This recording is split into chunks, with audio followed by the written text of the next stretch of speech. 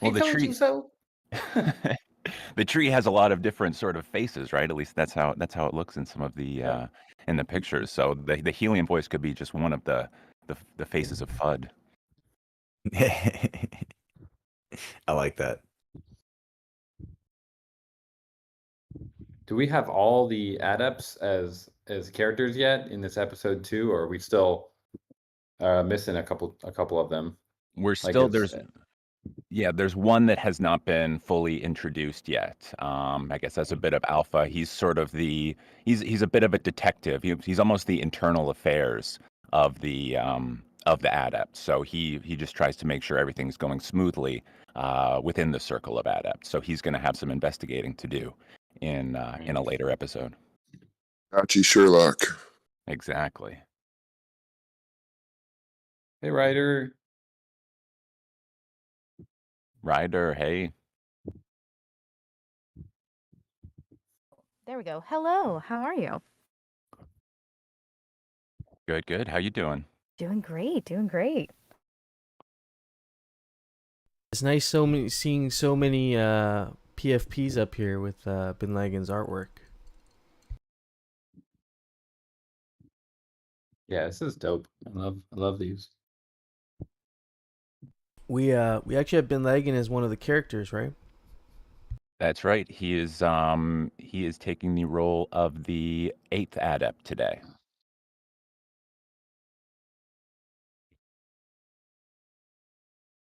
I'm really impressed at how well he drew those PFPs for the new characters. Yeah, and so quickly too. We were in the rehearsal space server, and it was just like one after another, boom, boom, boom, boom, boom. Like he did them all so quickly, and they're all, stunning.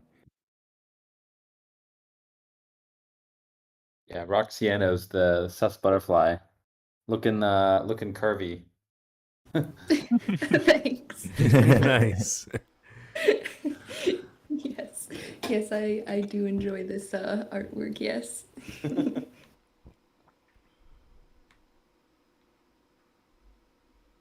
And so, for this summer, I guess we can talk about maybe kind of what your general vision is for the project of the Nine Adepts. This started out basically as an idea, and then we got a bunch of people on board to help play the characters. But there's a bigger vision for this, right? Beyond the screenplays that we're doing right now. Yes, well, basically the overall concept is to create a 10 episode, either, depending on the scale and scope, either web series or try to, build a team around this and take it to Hollywood and perhaps take it somewhere larger to utilize the IP there on perhaps a streaming service or something. Those are sort of decisions to be made as we continue. But yeah, the idea for this is it's a 10 episode limited series, one episode for each adept, and then a very special episode that features the Great Liquidator and his motivations for invading the Gotchaverse.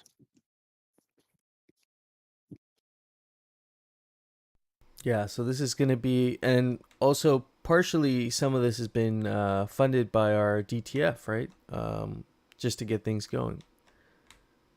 Yeah, the DTF has been great in working with us here and getting a grant secured. We just have a few T's to cross and I's to dot, and we'll be able to get going on a trailer as our sort of first foray into this. So we can, which of course will be animated by Bin Laden, so we can see these characters in action in a bit of a 60-second teaser. Oh, that's gonna be really cool. I look forward to that. Yeah, I mean it's really exciting how this has come together and how people have rallied behind it, and the team we put together I think is really exciting. I really feel like it's another level of user-generated content. I haven't seen this in other projects yet, or I don't even know if we'll see that. Not at this quality. Like I saw the Bored Apes did something like really cringy series. This is like definitely several levels above it. It's just the content of it. Did you hear that Seth Green was trying to do an animated series Yeah. with his Bored Ape, but it got stolen in a phishing attack, so they couldn't move forward with the series? crazy. Yeah.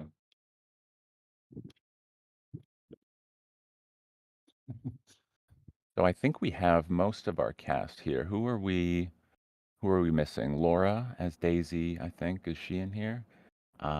She just showed No, up. there she is. There she is. There she is. Yep, And I'm here. Hey guys.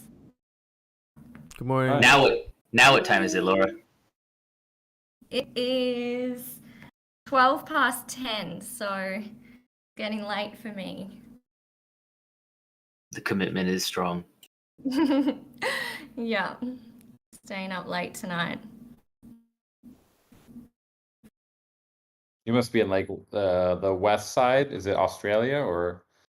Because it's usually Aussies are like 12 p.m. at this time or like midnight, but it's only Yeah, 10.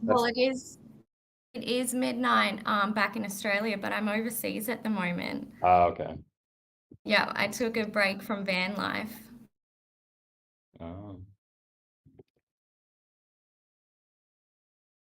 Strange, touring, it is 10 touring a.m. Asia? Yeah, I am actually. I'm in Bali. Oh, That's really cool. Yeah. been wanting to go Doing a there lot of again. surfing. Yeah, doing a lot of surfing. Not today though. I didn't surf today, but yeah. The weather's much different though. Over here it's been so hot. So I've been having siestas in the middle of the day.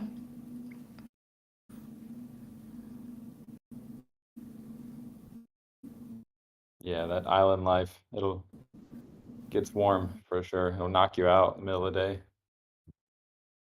Go to bed early.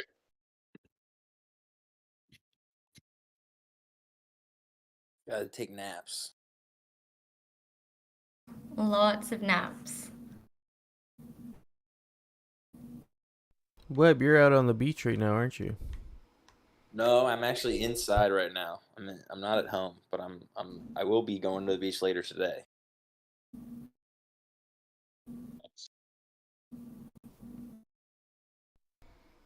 Have you guys been tossing your tickets into the raffle yet?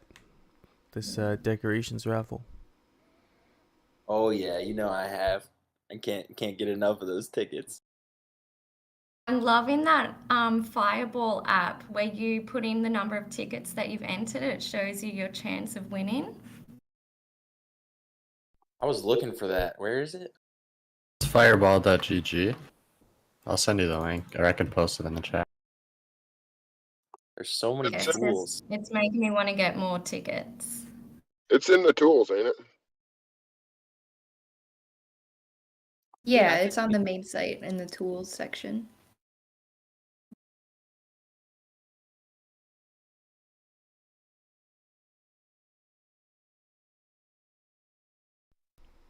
Yeah, I'm looking at the. Is that so for fireball.gg? Is that tool up and running yet? Is it all ready to go for this raffle while it's going?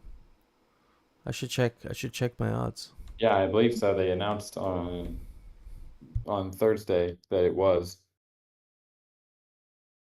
I What gotta did look everybody at Globe. decide? What did everybody decide to enter? I have not entered mine yet, but Same here. probably myths and godlikes for me. I need some green and pink on my parcel.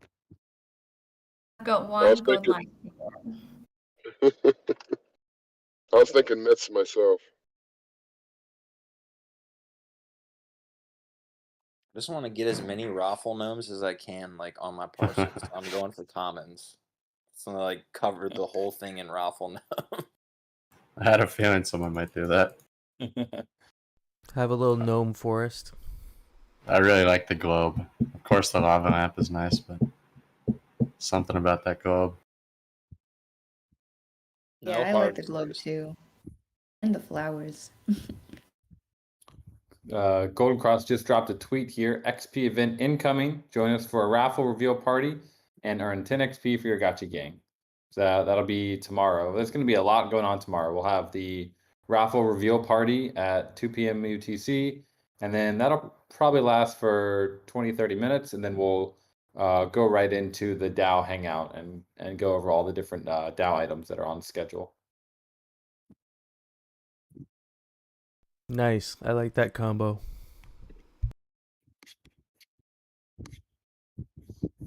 Are we doing the land auction the last weekend, or have you guys decided? Yeah, should have an announcement going out pretty soon on that. The Dow voted to have it. Very good. I think we're down to do it. Friendless Summer, does everyone's audio up here before we do get started? We'll probably get started in like 10 minutes or so, I think, right? Is everyone's audio up here all right? Does anyone need to make any adjustments? It sounds pretty good to me. What Zombie Shepherd, you're a sound guy. What do you think? Is everyone sounding okay, levels wise, sound wise? Check. Everybody just say something. Check. Testing. Check, testing. Hello. Did we go one at a time? 1, 2, 3. Testing, Yeah, 1, 2, 3. everybody sounds Oh. pretty good. I don't hear any. I am the Big Cool. Testing. Biggest headline coming up here. Mic check, Can't miss mic Bin Laden. check. Hey guys, can you Mic hear me? check. Bin Yeah, you Laden, sound good. is that Yeah, up? good morning. Is there anyone in Sounding- Hollywood sounding named good. Mike Check? There has to be, right? I've never heard that. And like that feels like a Mel Brooks gag, having a character in the movie called Mike Check. Or how about just the name Hollywood? I'm sure there's lots of those.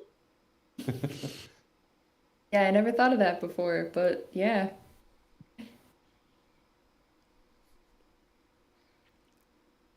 You never see an actor named Hollywood though. It's too on the nose. They would use an alias. We would never find out. You're absolutely right. They changed their names. They hide in plain sight. That was Dr. Seuss's like birth name.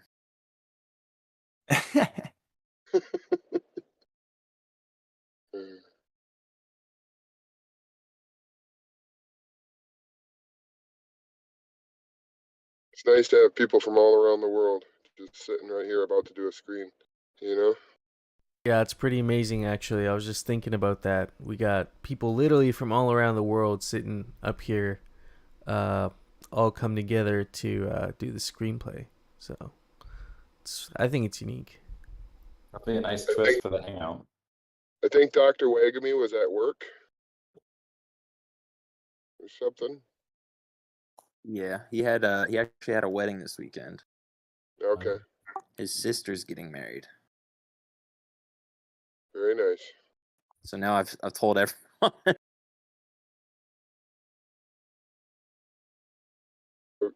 That would be a kind of a giveaway if somebody wanted to find him. You would have to go through lots of weddings.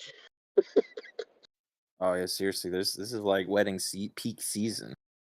Yeah, It's hard to get 10 people together to do anything at like one specific time. It's like especially when everyone's like an adult and has like responsibilities and everything. It's like And a overlapping channel there, schedules. gotchas. most of us have responsibilities. I don't know about all of us.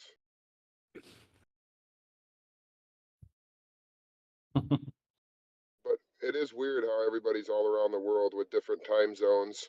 And, you know, people are tired or people are just getting up or, you know, I mean, it could be the middle of the night for all anybody knows, you know? Well, we got Seshbot in the GMI server. Shout out to OXZFi and some of the other members who figured this out. But we have like these tools now that really do help with a lot of this scheduling conflict stuff. I have a hard time tracking the time zones, so I can like literally just convert it right there in the server when someone mentions time zone for an event. It's kind of nice. Saved me a couple times already. It's like Bin Oh, yeah. Laden's got his hand up in the audience. Oh, I thought we brought him up. Did he? Yeah, I think he dropped off or something. Oh, okay. Come on up, sir. Hello. Hey. Welcome back. Hi. You guys hear me? I think I left by accident. I'm trying to put it on speakerphone, but it's not working. So I'll be trying to figure that out. You've been lagging. Great job on all the artwork, Bin Laden. I'm a big fan of the farmer gotchi. Thank you, they're sir. all Thank dope. you. By the way, Very guys, I can dope. barely hear you right now because I'm trying to figure out this speakerphone thing. So just give me a minute and I'll be right with you guys. Okay. Yeah, no worries. It's all good. People still piling in. We got 78 people in here though. It's pretty cool. I mean, if you think about it, right? If we were on stage at a real theater right now and you saw 78 people in the audience, that would be a pretty good show. I have paid for shows with a lot less. Yeah, I can definitely admit to that too. Sometimes the smaller the audience, the nicer. I agree. All right, all good now. Intimate. What's up, guys? Great work Hey, with you the can hear us artwork. okay? Thank you, thank you, thank you. I love my Gotchi Ranger. Yeah, the Ranger turned out pretty nice. I love the sus that- butterfly. Looks really sus to me. Yes, it's very sus. Very sus. I Sus and think curvy. the Gotchi Ranger needs a sus butterfly on the shoulder. Yeah, first adept is totally my vibe. This is like me all the time. I feel like the Ranger probably would have like a raffle, like a common raffle or something. Is a sus butterfly not very tough? A little bit. Of his pay grade, I think. I'll blind him with the sus glow or something. So who's playing first? Is No Future here, or is he swapping out for someone else? Yeah, I'm playing first. Who's on second? Mr. Hefe. I'm Mr. second, sir. Who's first? Is that Webb or is that Anthony? Anthony. Anthony. Cool. I'm third. Lucky number 3. I did like your Liquidator impression last night, but I am looking forward to Coder Dan's today. Yeah, I mean he was the OG. I don't think I did as good as Dan, but it was definitely fun to be creepy for like one session.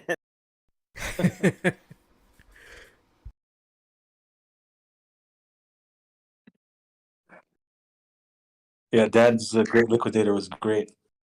Yeah, a little bit of a British accent too, if I remember correctly. Yeah, it's the what do they call it? Like the transcontinental accent. Not quite British, but not quite American. Somewhere in between. Yeah. It's a well-traveled 40s, 50s Liquidator. Hollywood accent. Yeah, the broadcaster voice. Yeah. Freaks.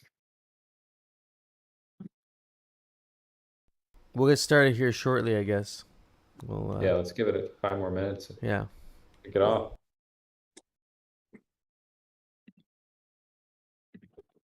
We do. Yeah, you guys. Who here is going to NYC? They're talking a little bit about the party here. Well, I wish I could go. I can't go this year. Maybe next year though. I'm gonna try and go specifically to the party. I'm not gonna be able to go to NFT NYC because I didn't get a ticket. But Yeah. But yeah, I got me too. relatives right up there, so Definitely.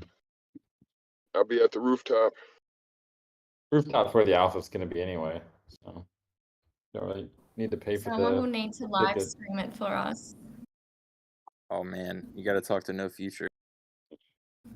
Yeah, I've never been there before, so I'm gonna definitely check out New York too. Really, what part of US are you from? Like the Midwest, Michigan. Oh, okay. Wow. I Got the live in New mitten. York State, but never been to New York City. Yeah, see, I mean, you can be so close but so far away. Yeah. Hey, Roxiana, you're like on the East Coast. You've never been to NYC? No, for some reason I have not. Yeah, it's a bit unusual. I feel like that, like all the It school really trips is. and everything, like make sure to go there. Not my school, but yeah. I'd never been there until I went to Pittsburgh for college, and then even then, I think I took one trip to NYC. But then, yeah, I've only been there once. It's like it's not something you necessarily will go to unless you have like a reason, I guess. Yeah. Yeah. Yeah, that's true. But I'm excited. Hefe, I was looking for a link to drop in the chat real quick for your third adept project that you recently wrapped up here. I wanted to share that. Oh yes. Actually, I can drop the image of it pretty easily here without looking for it. I can drop the picture of that.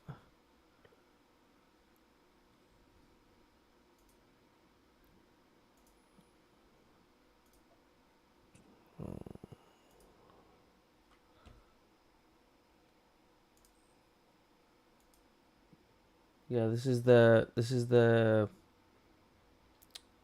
badge that we made for Gitcoin Grant, around 12 and 13 contributors.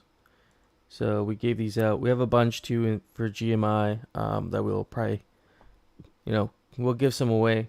So gotta figure out how we're gonna do that, but we might give some away here. I don't know. What do you guys think?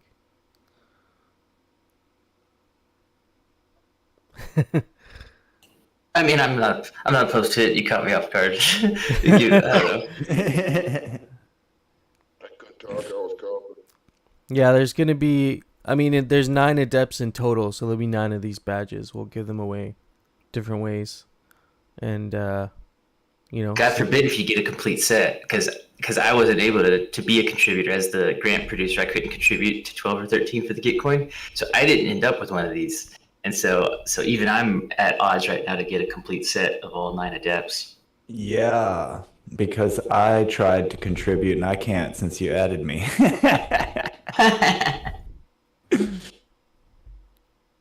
See, yeah, Hardcore's already got one, and so I'm going to be paying attention to how we distribute these extra 39 units that we have, because I need one of these dang things. Yeah, we could do some giveaways or something. Which one is that for? For round 14? No, this is if you contributed to the GMI grant that we had for rounds 12 and 13. We're live now in 14 as well, but yeah, that's for our folks that were doing it before we were even put together. Mm-hmm. Nice.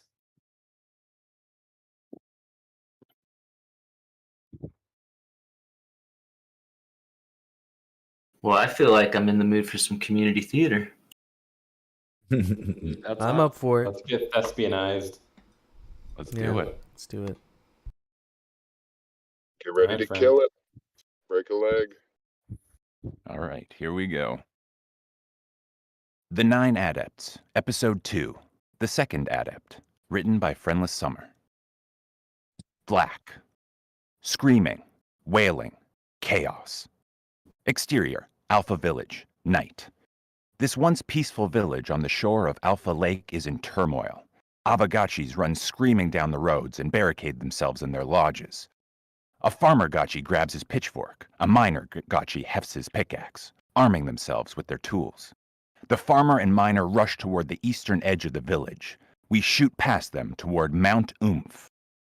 The sound of countless liquidators licking in unison fills our ears as the bulbous head of the great liquidator comes into view, his razor-sharp teeth exposed in a twisted smile. Behind him, an endless stream of liquidators march westward past the base of the boiling volcano, their eyes fixed on the citadel beyond Alpha Village. Exterior, the Citadel, District 46, that moment. The 9 adepts are gathered atop the Citadel's eastern wall. They stare through the stronghold's force field at the liquidators approaching from the east. The 3rd adept, a USDC maxi in Yoroi armor and Kabuto helmet, storms down the ramp to the Citadel. Archers, to the walls! The 1st adept, an Ethereum maxi Lauzagachi with pink Kanye eyes, turns to the 5th adept, an Abe maxi Fairygachi, and her sus butterfly. Tell the Alpha villagers to stay in their lodges. Find out how many liquidators we are dealing with. The sus butterfly narrows her eyes at the liquidator army. Very sus. The fifth adept and sus butterfly leap from the wall and fly toward the liquidators. The second adept, a Bitcoin maxi with a galaxy brain and royal robes, trembles and rubs his brain. His eyes light up with an idea. Great adept, sir. I must build something in District 1. An emergency measure, should the liquidators breach our walls. You see, there may be a way to... An explanation is unnecessary, old friend. I trust you to do what is right. Second averts his eyes from first's penetrating gaze. Thank you, old friend. He springs to action and bolts down the ramp to the Citadel, frantically gathering every gotchi in his path. You there, follow me. All of you, come quickly, we have work to do. The eighth adept, a USDT maxi with a man bun and Stanny vest, and the ninth adept, a polygon maxi with anime eyes and a llamacorn shirt, stare down at second from atop the wall. I've never seen the second adept move with such haste. The bazaar must have a sale on waifu pillows. You should have more respect for a mage of his caliber. Master your spirit force, then talk to me about respect. Eighth storms off. Ninth looks back at the second adept, who marches toward District 1 with a gaggle of gotchis in tow. Quickly now. There's no time to waste. This work must be done. Interior, Palace of the Adepts, Great Hall, day. 1,000,000 blocks earlier. We return to the moments after the Adepts' conversation with the Great Liquidator in Episode 1. The 9 Adepts are gathered before the Palantir, a massive sphere which floats in the center of the room. They're in the midst of a heated argument. The liquidators created the Avagachis. They love us and would never lie to us. There's no cause for concern. By the fires of Mount Oop, why don't you ever listen to me? Enough, all of you. Return to your duties. The 9th adept will visit with each of you in the coming days to prepare for her initiation. I expect you to teach her well. The adepts disperse. Second rubs his aching temples, steadies himself on his wizard staff as he lumbers to a door. The 4th adept, a Uniswap maxi in a comfy poncho with matrix eyes, staggers over, high as fuck, with a bevy of potions in his arms. Got a headache, second adept? I got a potion for that. Not now, Potions Master. This one fills your brain, healing bubbles. This one will make your face really relaxed. The second adept notices a bubbling black potion in the 4th adept's grasp. What does that one do? This one will get you wrecked. No, thank you. Second opens the door and slogs into a hallway. 4th shrugs and gulps down the gurgling black potion. Interior, Palace of the Adepts, hallway, moments later. The 2nd adept opens the door to his chambers. The 9th adept edges up behind him. Second adept, sir? Could I spend some time with you? I'm sure there's a wealth of knowledge in that galaxy brain I could benefit from. You are kind, child. But I have a legendary headache. You should visit with the 3rd adept. His training is more suitable for a gotchi of your traits. Oh, well, all right. I hope you feel better soon. 9th trudges off. The 2nd adept drifts into his chambers. The room is majestically decorated with luxurious furniture and elaborate pixel art. On a perch in the middle of the room sits Rolfus, a mythical Roffle with a tiny crown atop his little frog head. Rolfus croaks at second. Oh, Rolfus, your voice never fails to soothe me. I must rest. My brain feels as though it may explode. Second flops onto his 4-poster bed, which is covered with waifu pillows. He massages his brain, writhes around. This headache is torture. His eyes shoot open. He hears a deep, powerful voice. Come to me. Come to me. Rolfus, did you hear that? Rolfus croaks and shakes his head. You didn't? What in the Gotchiverse is happening? Come to me. As if pulled by some magical force, Second rises from the bed and drifts out of his chambers. I'm coming. I'm coming. Rolfus raises an eyebrow, baffled by his master's behavior. Interior, Palace of the Adepts, Great Hall, moments later. The hall is empty now, dead quiet. The Palantir swirls with vibrant alchemical colors. Second plods into the room, stands before the Palantir. The colors within the sphere coalesce to form the face of the Great Liquidator. He smiles warmly at the Second Adept. GM Second Adept. GM, oh great one. Was that your voice calling to me? It was. I was forced to hack your brain to facilitate this private conference.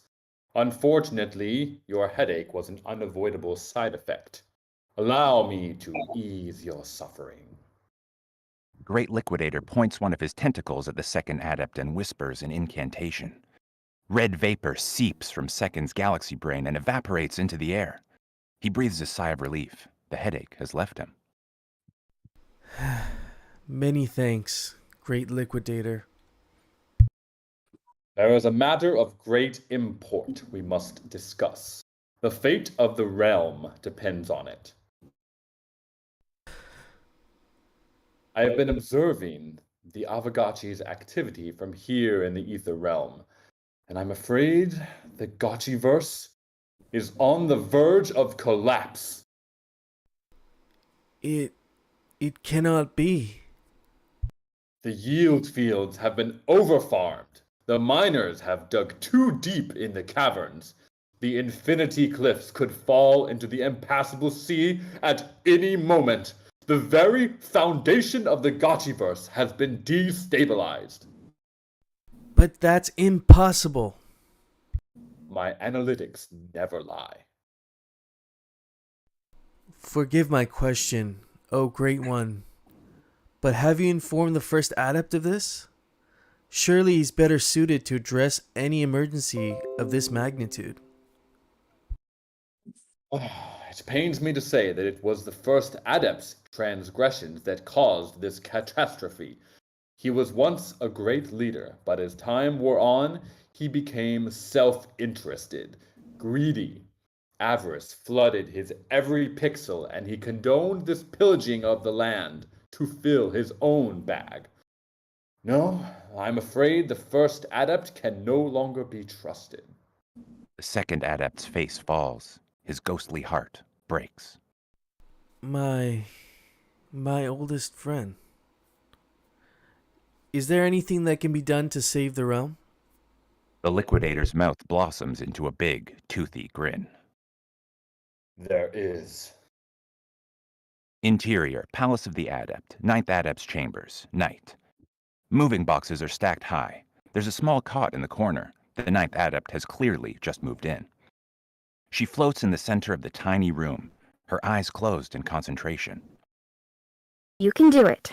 You can do it. Let your spirit's force glow. She takes a deep breath, focuses her energy. A tiny stream of weak purple spirit force light seeps from the lemniscate on her forehead and curls around her body. She releases her breath. The purple light vanishes. She shakes her head, disappointed. What's wrong with me? There's a tap, tap, tap on her window. She floats toward it, opens the curtain. Smiling at her from outside is Daisy, a cute farmer gotchi. Oh, hi, Daisy. Are you just going to leave me out here floating in the cold? Isn't your ethereality high enough to just come through the wall? That would just be rude. Ninth grins So- and opens the window. Daisy floats inside. So, how's it going, Cora? I think you're supposed to call me Ninth Adept now. I won't tell if you don't, Cora. It's good to see you. Getting lonely on your first night in this big old palace? Ninth doesn't answer. Her attention has shifted to a light outside the window. Daisy follows her gaze outside. They see the Second Adept shuffling away from the palace. his path lit by the fireball in his hand. Rolfus hops along beside him. Where is he going? Exterior, the Laughing Peaks, night. The second adept wanders through the fog at the base of this towering mountain range. Rolfus stares up at him skeptically. Don't look at me like that. I know the Great Liquidator has always said that for the Gotchiverse to remain a utopia, we can never let outsiders into the realm. But these are extenuating circumstances. Rolfus looks up at the massive peak above them and croaks. No, I don't know how to get to the top, but we must find a way. Who goes there? The second adept whips around to see a Gotchi ranger drift toward them through the mist. Salutations, noble ranger. We're but just two humble explorers. The ranger sizes up the second adept. That galaxy brain. Those royal robes. You're an adept. The ranger bows before the second adept. Rolfus rolls his eyes. Please, stand up. There's no need for formality. How may I serve you, adept? Well, Exterior, the highest peak, night. The Gotchi ranger huffs and puffs as he carries the second adept and Rolfus to the plateau atop the peak. The ranger places second and Rolfus on the ground and rubs his aching back. Would you mind staying a moment? We may need help getting back down. The ranger groans. Second drifts to the center of the plateau. His hands shake as he holds his wizard staff high in the air. By the arcane blockchain, by the bounty of the bonding curve, I call upon the tokens of non-fungible nature. I call upon the coders from beyond the realm. I call upon the chads from the darkest degen dens. I call upon the unbending, unbroken, all-powerful pixels.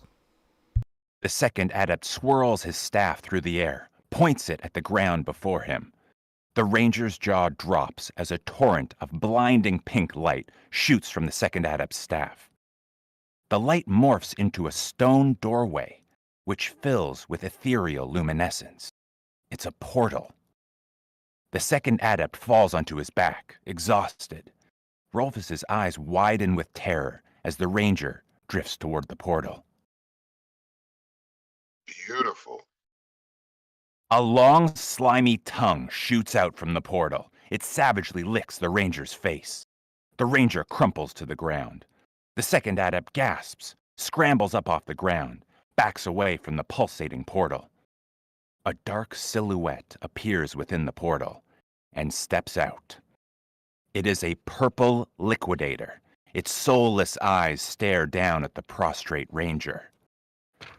The liquidator drags its viscid tongue across the ranger's body, drawing out the ranger's glowing spirit force and swallowing it with a satisfied gulp. No, this isn't right. You're supposed to help us. The liquidator stalks towards second, releases a deranged battle cry. The second adept shrieks. Rolfus leaps forward, bites down on the liquidator's tentacle. The liquidator growls and slams Rolfus to the ground. It towers over the stunned Raffle, rears back its tongue. Don't you dare! Second thrusts his hands forward. Hearts shoot out of his palms and strike the liquidator in a flurry. It stumbles backward. Rolfus, to me! Rolfus scampers to second. They dash to the edge of the plateau. Second looks back at the portal.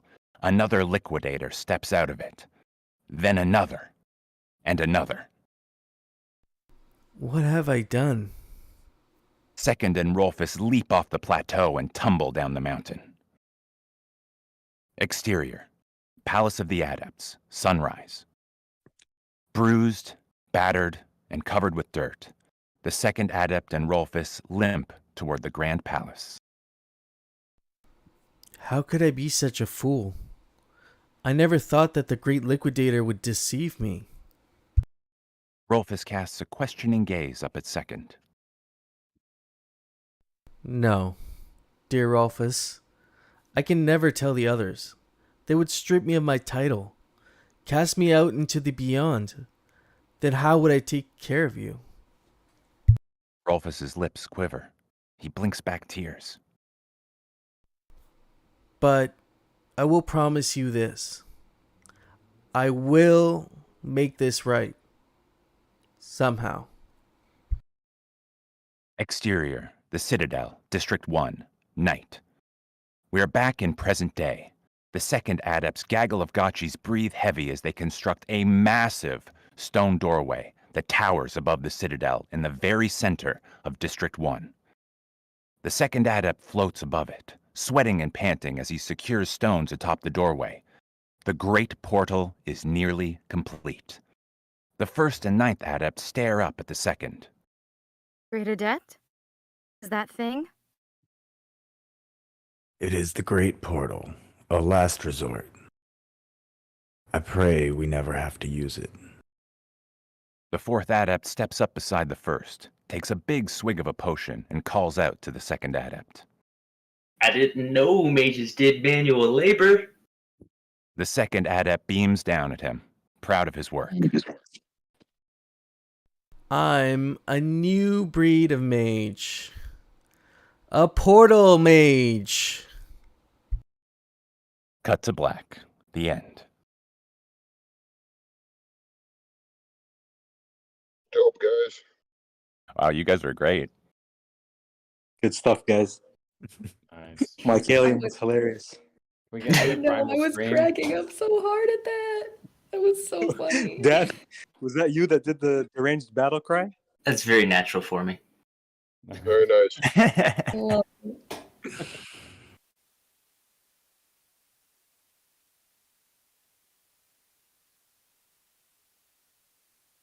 I do mean it when I say community theater too, guys, because this is quite honestly just that. But recognize the significance of it because this is very unique right now in our sector and space, and it's really cool to see culture blossoming outside from within crypto. Yeah, that's a good point. That's a very good point. Most I- most I- discords are just people, moon boys. We got some real culture going on here. Feels good. Feels good to be Gotchi Gang these days. Absolutely, that Yeah, was this fun. super fun. Shout out to Laura. Appreciate you staying up late and sticking around with us. Yeah, Laura, great job as Daisy. Very good. Thanks.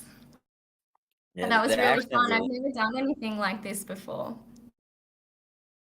You got a great narrator voice too, bro. So good job too. Oh, thanks, brother. Appreciate it. Should we all just quit our day jobs and start doing this for a living? Yes.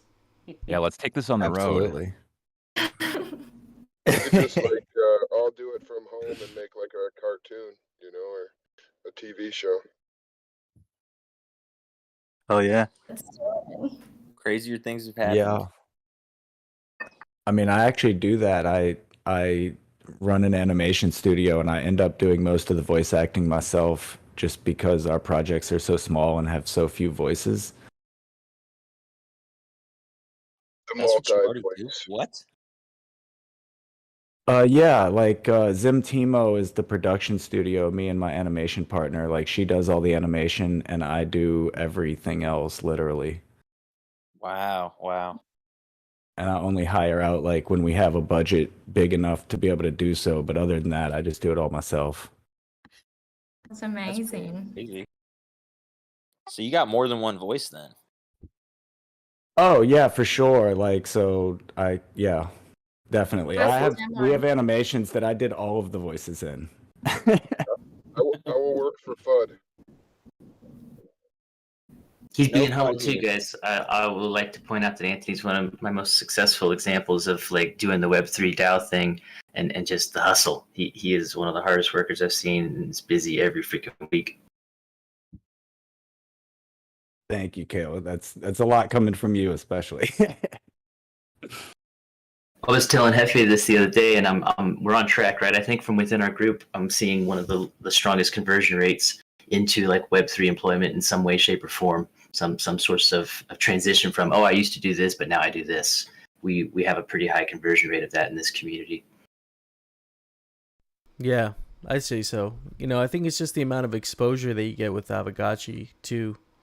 You know, I wouldn't be doing as much DeFi stuff if it wasn't for a lot of the pools and stuff that we have that I started out with. And then that extends to getting more involved with these protocols, and you know, eventually you do find your protocol or place where you want to be, and as a place of work. So yeah, I agree. And Dan, I want to leave it back to you. How did you necessarily approach, like how much in the mission statement was there when you guys were building this that you had to try to touch on the human element, not just cool code? I mean, I think having everything, we knew like from day one that we wanted the DAO to be kind of the drivers of the game and make a lot of the big decisions. So I think just having that true like community centric aspect leads to a lot of like brainstorming and just culture that a lot of these other projects wouldn't really have. You know, I think the fact that like even like this project that Friendless Summer is working on, like it comes from the fact that this is kind of a DAO owned community. I don't think you'd see that in a lot of other communities that don't have that aspect. I find a lot of failings in other communities when I try to cultivate this type of a vibe over there, and I'm like, there needs to be like this community centric art-esque circumstance where there's a very big focus on community content, and a lot of the protocols for some reason don't quote unquote get it, so they don't pioneer it, and then the community doesn't have the ability to produce it, so it's dead on the money with what you're saying, probably. Yeah, I mean, I love the lore and like the creative aspect of Avagachi. So like I think there's a lot to say about kind of a project. I think a lot of projects take on a lot of the characteristics of their initial founders, right? And so I'm a really creative guy. I love like writing. I love I don't necessarily act, but I do like, I mean, I've made like social media videos before and stuff. So really into the creative side of Avagachi. And I think that kind of trickles down to people are attracted to a certain type of community and a certain type of project and a founder. And so this Avagachi kind of will help attract a certain type of vibe that comes from me and Golden Cross and Zbot and Mudgeon from the original summoners. And then, you know, that just builds and builds and builds outwards. Getting out of your comfort zone, accessibility, diversity, all the great things, creativity.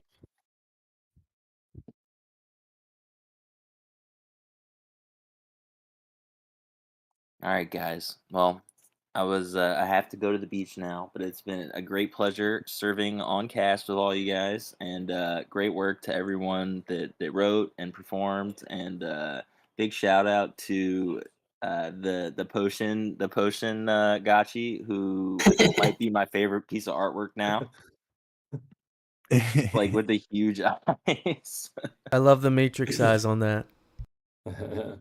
Yeah, he's definitely woke with all the potions, that's for sure. All right, guys. Have fun. We'll see you, man. Have a good day. Yeah, Web. Thank See you guys in New York.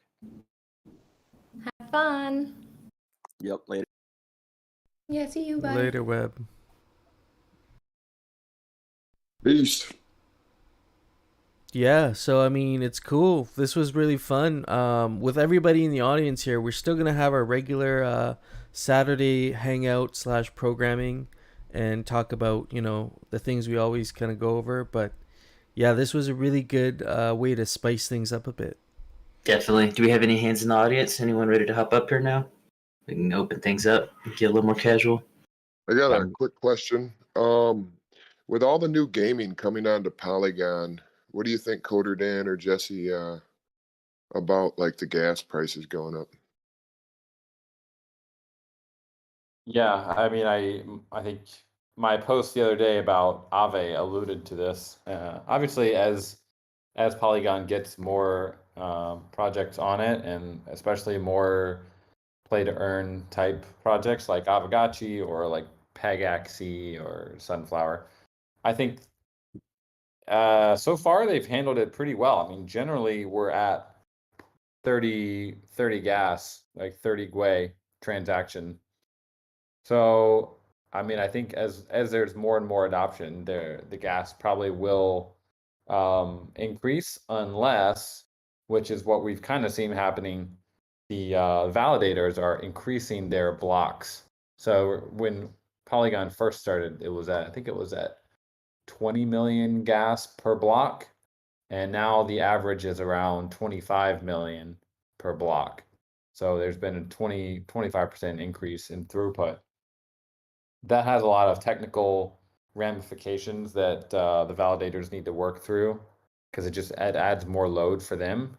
So obviously, as you get bigger blocks, the technical specifications and requirements get higher and higher, which makes it harder to run that validator node. So it's not really a sustainable solution, but it could work for the short term. Working with them, do you see one of their layer twos being like the go-to for gaming? Yeah, so I think if you're a new game, like right now, most of the games are going to be using the public chain because that's really the only option. But I think 6 months from now, hopefully, we'll start having some super nets on that are live or some roll-ups, like different options coming out. So someone like Lens, the Lens protocol, they honestly don't need to be on the public blockchain because they're basically their own ecosystem running with their own stuff. They don't have a strong reason to really be on the public chain because they don't really need to on ramp or off ramp onto the public chain like very often. So So they would for be on the private Avagachi, chain then?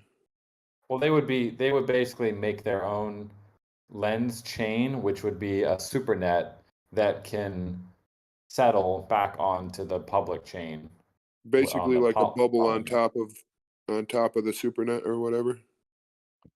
Yeah, so you got your public chain, the Polygon proof of stake blockchain, and then it's like you have like a highway, and then you can have a little side chain running next to it. So But there's Polygon no itself bridging. is a side chain. Yeah, there is bridging. All the supernets come with a bridge. So you can But bridge on and off to the public chain whenever you want. But it's all inside the same ecosystem. You're not bridging it into a new, it's basically all part of like a multi-bubble. You're just kind of going in and out of different things that are the same system, right? yeah, I mean so Polygon is a side chain of Ethereum, and so they're saying we're gonna make side chains of Polygon now, basically. Turtles all the way down. Yeah. And that's basically what Vitalik was saying with like security. Staying in-house delivers a lot more security than trying to jump into your own thing right away. You know what I mean? Well, so what Axie did with Ronin is they basically built their entire chain with validators and their own explorer. And what tripped them up was they didn't have enough security with their validators. They only had like 5 validators. They were kind of on the same machine. And so what the supernets are going to do, they will allow you to basically choose which validators you want from the current validator set. There's a couple hundred validators on Polygon proof of stake. So you don't have to go and reinvent the wheel with validators. You can basically reach out to the ones that you want to validate, and you can pay them in whatever token they will take. So they might take a Matic token, or they might take your token. We could do glitter or FUD, whatever. And so that would be that's much better than having to like recreate your entire validator set. That's one of the big advantages of the supernet. What is happening with Matic gas right now? Speaking of this, Yo, it is. I don't know what's happening. I'm trying to like relist 15 gotchis. Well, I know that they were Something. talking about launching a few really big games. I don't know when them launch dates were though. No, that's way more than it's probably just market liquidations happening. Lots of trading, lots of arbing. This is an arb Is increase. BTC dumping right now, or That's what people are saying, I guess. BTC's on the dump. Yeah, probably a little market action, little chop. Time I for a want to see? morning dump. I would love to see that dump a little more so I can fill up that bag again. Yeah, ETH dumping pretty hard. I guess there's a lot of this like staked ETH FUD. I don't quite understand it. I think the issue is that Anchor, or is it Anchor or Celsius, is like they're gonna get liquidated soon on Aave. I think that's the issue. Yeah, they're about to go insolvent. Celsius is? Oh dang, dude. Yeah, that they're at risk for insolvency right now if ETH keeps dumping like she's doing. So this is maybe a targeted flush or something, but there's some big bags at risk currently. So watch your backs. Yeah, I see had a screenshot in one of my chats here. Let me see if I can find it. Basically all the different positions that they have open there. So this is not 100% confirmed, but I think I did see someone was saying this is probably Celsius, their stake ETH position. So their health rate is 1 point. God. Hey, dude. 15,000 BTC. What is that health rate? Does that mean they're close to being liquidated? It has to go under 1, right? Closer than I would freaking be for something of their size with that much in volatility. What would it have to go to for them to start being liquidated? 1. Once it hits Yeah. 1, they would get liquidated. Yeah. Yeah, I wonder what the price of ETH would need to go to, or Bitcoin, or Link. Probably ETH. So yeah. Good God, this is a bloodbath. Hey, just so everyone knows, I'll speak from my own experience. If you haven't been liquidated yet, it's not as bad as it sounds. You get over it quickly. I got liquidated. I pretty much stopped margin trading because it's kind of too DJ. Yeah, no, it's a whole change of the whole strategy for a big generation of us. I think we've got through our leverage days, and now we'll start being a little wiser. And now we're watching wreckage, but it's not quite as bad as it used to be, because it used to be Just me riding the wave. Yeah, I think being a builder in this space is so nice. You can kind of ride the wave. And don't have to worry about getting liquidated. Yeah, I'm a DGen, but I don't do money Legos. I'm just not that big of a DGen. Can't do it. Other than like, stake Ghost and like, Ghost USDC or Ghost glitter pairs, like that stuff I'm cool with. I'm a total degen, I gotta say. I mean, I don't go into like weird farms, but as far as like on Aave or whatever I feel safe on, I do some pretty degen stuff. Yeah, I save my degen shit for like trading shit coins, like, fucking Luna when it dropped, which is stupid as hell. But I don't know. I always get very like cautious around borrowing against my money, and like at like multiple of like whatever the initial investment is. It's not, Stay that way. No, stay that way. It's better advice. Your life will be simpler. Yeah, you got on those big gains, but you never get like destroyed either, so it's not bad. Not worth it. Didn't you buy Titan, no futuristic? Yeah, I bought Titan. That worked out really well. That I bought Titan right as it crashed, and then that's basically what got me all of my H2 gotchis and all of the GBM action. That was like the funding for it last summer. Yeah, people were trying to do the same thing with Luna. I don't think it really worked out for them. Yeah, I managed to make some money, but I definitely have like $500,000 bag right now that I bought at like 1,000th or whatever of a penny or something. Soju shout out, man. Yeah, the Iron Finance vets. It's nice when you can see somebody in the space that's got the same scars, right? You and Mark Cuban.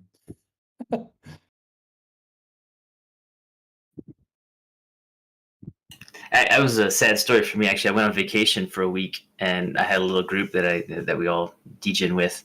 And in my absence for that week, they found it. They all aped into it, and I came back, and they were all wiped out. Oh. Great intro to the space. Yeah, absolutely. It's like, well, at least now you know what it's like to lose, so we can get that one out of the way.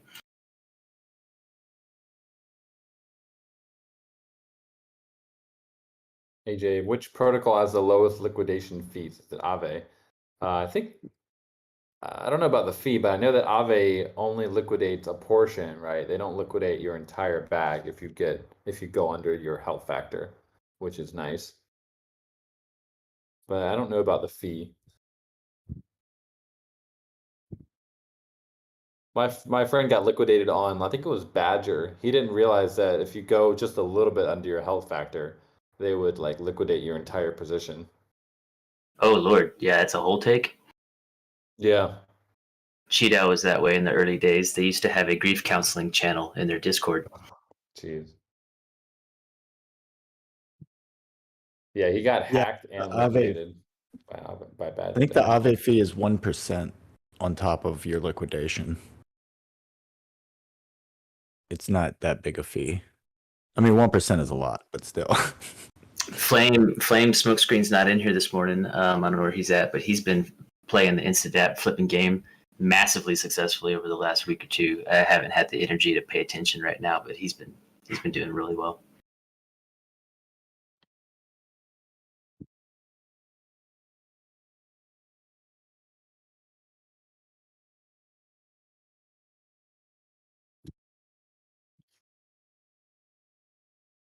Anyone in the Gotchiverse right now? I was just gonna say is I'm by the North Gate right now. I finally made my way over, so hanging out up there. Oh man, I'm in District 28, so I'm nowhere near you. It'll take you 20 minutes probably to get to where I am. North Gate. All right, I'm heading to the north corner here.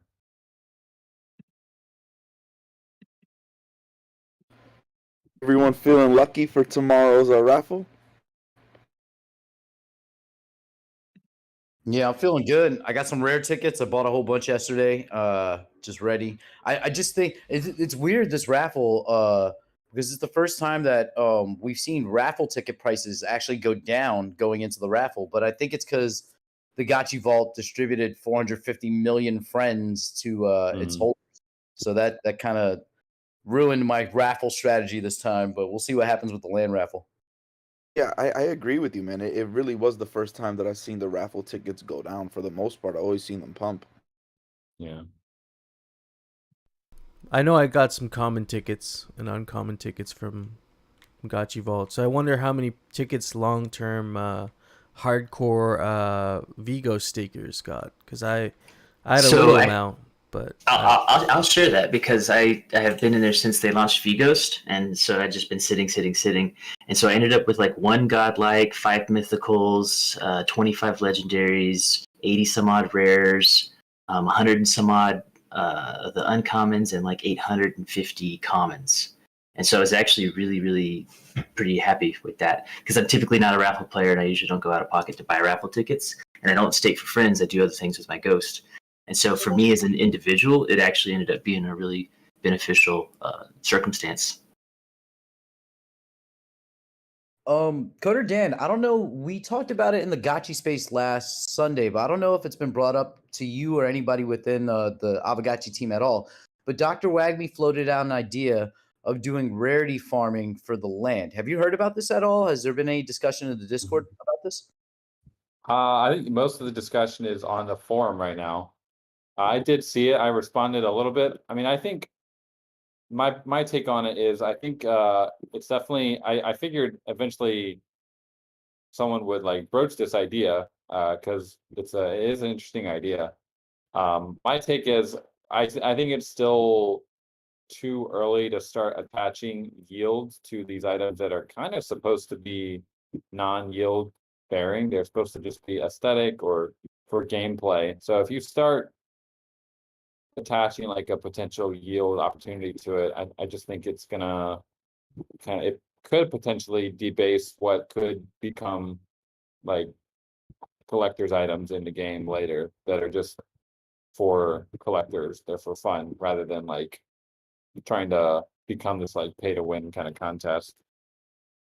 There's been some ideas about maybe instead of having a yield, maybe it could be something that's like another decoration or something that you could win from getting it.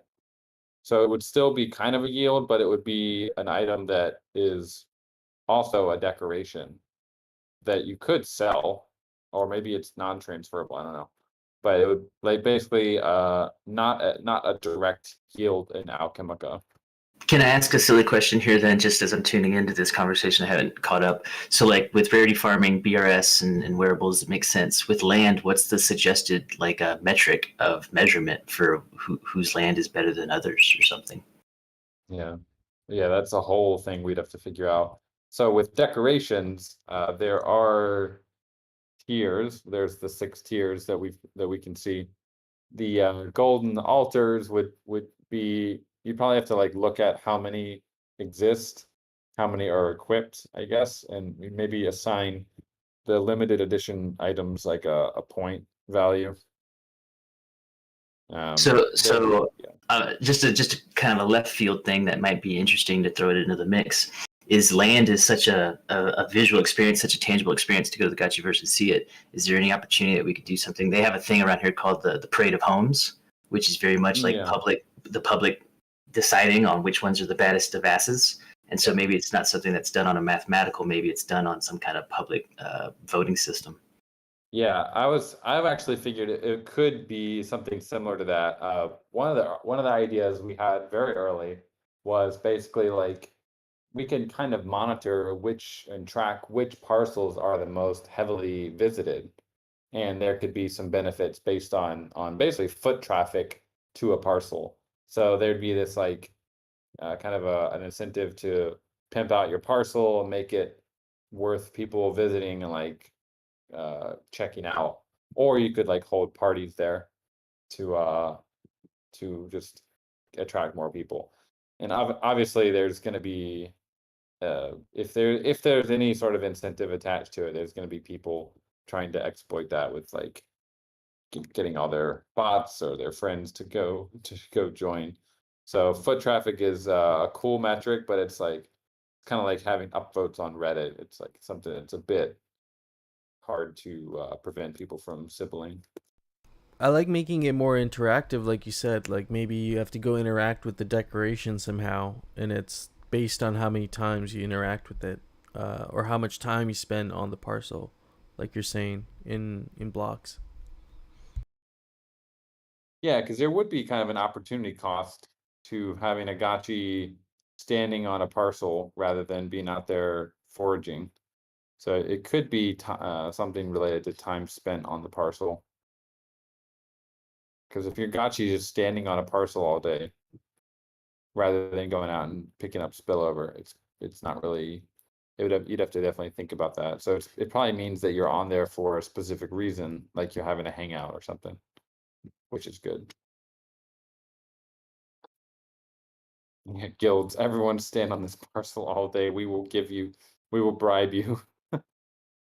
And the other aspect of the rarity farming for parcels that I think I would personally prefer it if the DAO staked some of their Alchemica or all of their Alchemica matched with Ghost to increase the liquidity in our pools, and then they use the glitter from staking to reward people. If we did go the direction of rewarding some sort of rarity for land, I think it would just be a little bit healthier to stake that and farm the glitter and then give that glitter out rather than distributing Alchemica by itself.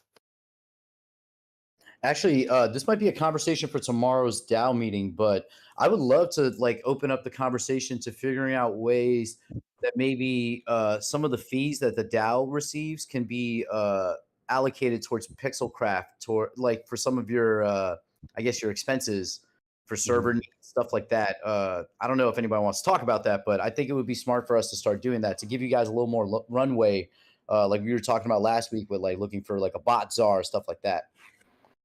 I agree actually with that. I agree. I think especially now, the more we can put into Pixelcraft, the better the game development will be and our runway into the next few years. 100%. Also, if there are any big brain gotchis in here, I'm kind of forming a little group of like-minded gotchis to maybe crowdfund the building of a mini game / the beginnings of a new Pixelcraft for the Gotchiverse. So if you're interested in some crazy shit like that, hit me up because we're starting to talk and think about stuff like that, taking these things to the next level. And you know, in a bear, you got to build, so it's time to build. Yeah, someone was actually there was an interesting idea about having like an onboarding quest for the Gotchiverse, which I think is a really interesting idea. It's just like we're trying to get the Harvester release out as soon as possible, and there's quite a bit that we still need to work on. We got the bot issue as well. So one idea I did think of was like, what if the community built some sort of like onboarding quest that's very similar to the Gotchiverse, but isn't actually the Gotchiverse? We could fund it with kind of like fake Alchemica, and you'd have to go through that quest before you could actually join the real Gotchiverse. That would kind of save us from having to build out this kind of like test zone. Because what it really would come down to is we'd have to build out a zone where gotchis could go and they could roam around, pick up Alchemica. That I think the idea was that it wouldn't actually go to their balance, and then there'd be like quests and things that that people could interact with, which are things we definitely plan to add. We're just not quite there yet. So if the community built like a little mini game that it could work as an onboarding, it could also help filter out bots because they'd have to go through this like community made mini game first. Obviously, it's not an easy task. There would be So it's like a tutorial level. Yeah, like a tutorial level, and it wouldn't be multiplayer. It would be single player. You wouldn't have to worry about all the different complicated server connections that we have. You basically just have this one single player mode where you're going to run around and pick up some Alchemica, maybe go visit a great portal and do some whatever kind of quest the community is envisioning. Just it could be an interesting idea to help expand our bandwidth while also not having us to have to build it directly. That idea could be amazing if you paired it with like Gotchi U kind of content where the questing is also educational so that the new person coming in understands more than just picking up Alchemica. They understand, you know, all of it, like the DeFi aspects. Like it'd be a really good educational tool. There's a similar thing in RuneScape that was pretty famous, the tutorial island, which could be used for some ideas. But also, what would you say like we need to think about randomization wise, because we don't want people like botting the tutorial, right? Yeah, we'd have to make it have enough content that it like becomes difficult for them to automate that. The And what tutorial you'll probably Yeah, go ahead. I was just gonna say the tutorial island that you were talking about, Harambe, that was actually really cool because it was a series of like almost like 4 or 5 mini games that you'd have to do on this island to get off the island, and then you make it to the main. Yeah, you'd cook, you'd fight, you'd learn like mining, you'd learn every skill set, I guess. A little different than the Gotchiverse, but you know. I think their setup of like different rooms is pretty cool. Coder Dan, is there a function on the smart contract to batch add Gotchi lending? To add it, let's see. Yeah, like if I want to do like if I'm interacting with the smart contract, but I want to add like 100 listings of Gotchi lendings at once versus one by one, is there a function for that, or does it have to be automated? Let me check. Yeah, because there is a batch claim and end and relist, which is great, but as I dynamically change prices, it would be great to have like the batch. Yeah, I do see batch add Gotchi listing.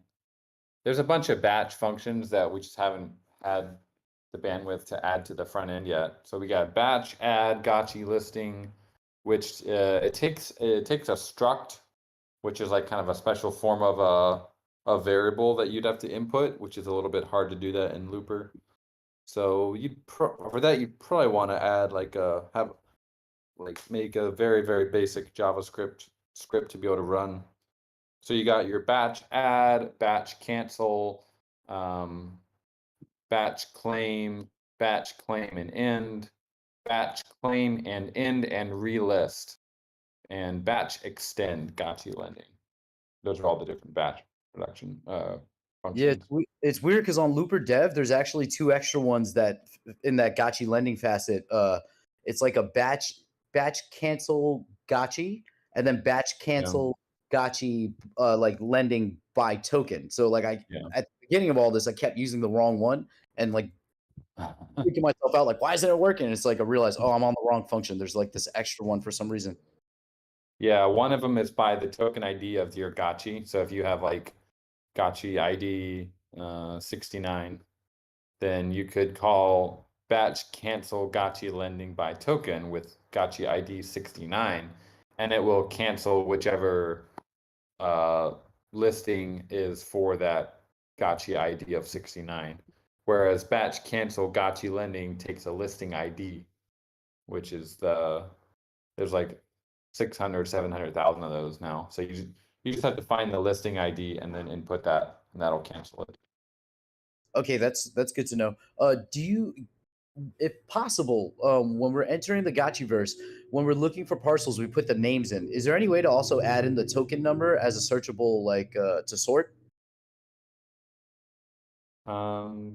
Yeah, that shouldn't be too difficult. It's a feature, so we'd have to add that in. But if that's just drop it in feature requests, and you guys go like it. So we'll definitely check that out.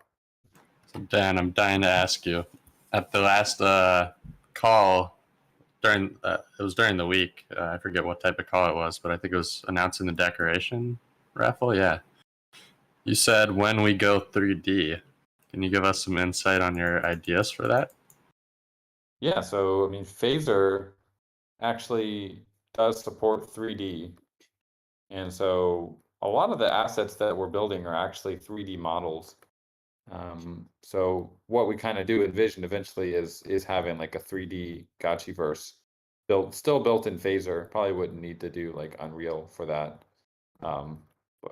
It's not going to be like extremely high priority, but it is on our internal roadmap that we'll want it to be a 3D world. So for example, on your parcel right now, when you place a decoration, you can't really move it around, like turn it around, because we're saving basically only the front view of that, and we don't have the ability to like turn it around right now. So in a 3D game, you would be able to do that because the 3D object would have all the angles to it. That's pretty cool. I'm imagining like VR headsets going around District 1 seeing golden tiles, and I think the decorations will really see a lot more likening at that point. Yeah, we could have like the top down mode that we have now. Then we could have the first person mode where you're just like cruising through the realm in first person mode. Not really possible right now. Yeah, I really like the immersion of that. It sounds awesome. If the game were to be 3D, we would have to like download like a program, almost like a client, right? No, there's if you've ever like used crypto voxels, they use I think it's Babylon JS, which is it's in browser 3D rendering engine. So Phaser is also would work fine, I believe. You wouldn't have to download anything. Okay. I gotta get going now, guys. But I'll see you later. Later. Good Have luck a in the nice day. raffle. Yeah, absolutely. Pirate got you still running on there for Roxiana, guys. Y'all pay attention. She's working hard. Yeah. I'll post a link about that too before I go. Take it easy. Yeah, you Have a as good well. weekend, sus butterfly. Check out that artwork. Thanks, yeah. Bye. Later.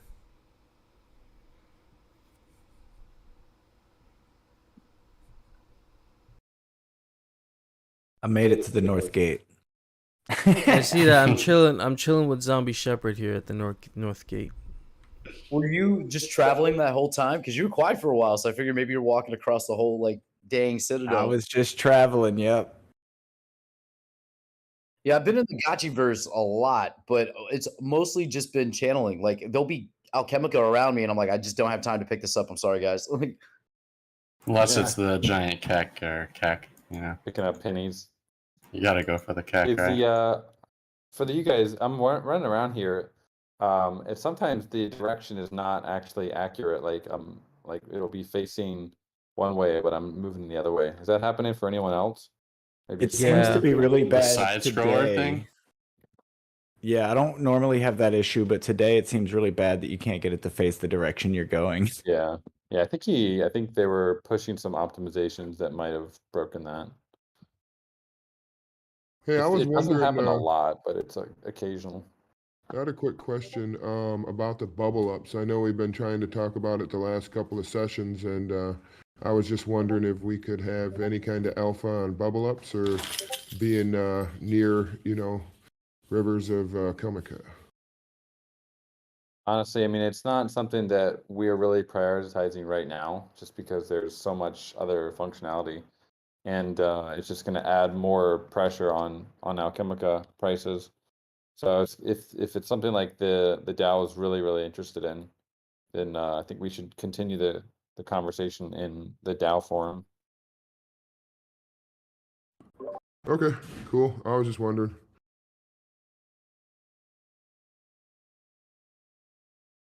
Speaking of, we are going to be discussing the various proposals we have at tomorrow's DAO hangout for we want to have some quick solutions that will definitely throw a wrench in the botters' plans. So just a real quick overview. If you can't make it tomorrow, we'll probably be putting out some proposals next week. So there's the original invite cartridge idea, which would basically be an NFT that we could drop to the recipients, and then they could distribute them out to whoever they wanted. Probably, it would most likely be like gotcha owners and people who had placed tiles or crafted golden altars, things like that. Exact distribution would have to be confirmed with that. But there is some dev overhead for that because we need to write the NFT contract, which is mostly written, but not complete. We would need to confirm the airdrop, figure out who's going to receive it. Then we'd also need to craft the front end for it, which I think this would actually be the biggest time sink. We want to have a front end that makes it easy for people to kind of understand what a cartridge is and what they can do with it and where they can get one if they're a new player. So all that would need to be kind of spec'd out with user stories and designed and then implemented by the front end team. So that's the invite cartridge. Another, I think, a lighter idea, maybe not as effective, maybe just as effective. Hard to say really, but would be having basically a review mode where if you're new to the game, you're gonna have basically a 7-day period in which you can pick up Alchemica, but you would not be able to go to the vortex and withdraw it until your review period is up. And so that would give us a little bit of time where we could make sure that you're not a bot. We'd have to have some metrics for how much Alchemica you've picked up, how long you've been in the game, things like that, to make sure you're actually playing. And after that 7-day review period, we basically, if you hadn't been banned by then, we'd do one final review, and you would be able to, as long as you hit the various requirements we have, you'd be able to get through your review period and start withdrawing all of your Alchemica. So that would be the review period. And there's also the talk of the onboarding quest, which I think is super cool idea and something we definitely need. It's just gonna take some time to spec that out again and figure out what kind of quests we want to have, how we're gonna implement them. So that's I believe it's a great idea. A little bit longer term, if we're trying to do something in the near term, in my opinion, the review period is probably the quickest and the dirtiest that we could do to get it just out there and see if it works or not. See how long it takes the botters to change their tactics. Yeah, in regards to that, that tutorial, that is something that could possibly be, coordinated at the very least by the arcade task force, if we're able to get that formed. Because right now there's a proposal. There's 2 days left on it. I think we still are short of a couple million votes. Actually, no, I think we might be. Yeah, we're not quorum yet on that, so we're at 65%. So yeah, vote on that, and we can get the ATF together because I think that's going to be really important in tackling some of these sort of educational / mini game projects. At least coordinating them too.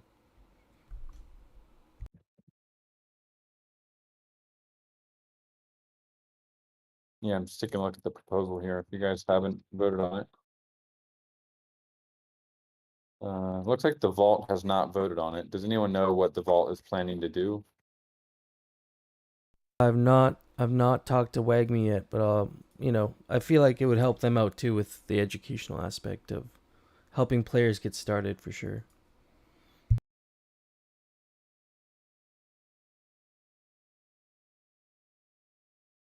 Yeah, I know there's a lot of really cool games in the pipeline right now.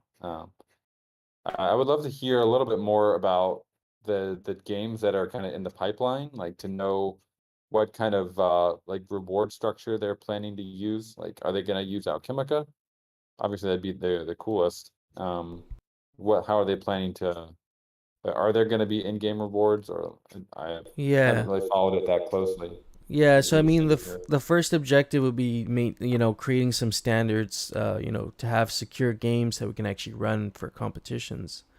And I think one of the ideas I kind of threw out there is possibly having seasonal leaderboards and having maybe certain vetted games, allowed to be part of these leaderboards, or a leaderboard, a seasonal leaderboard for 3 games or whatever.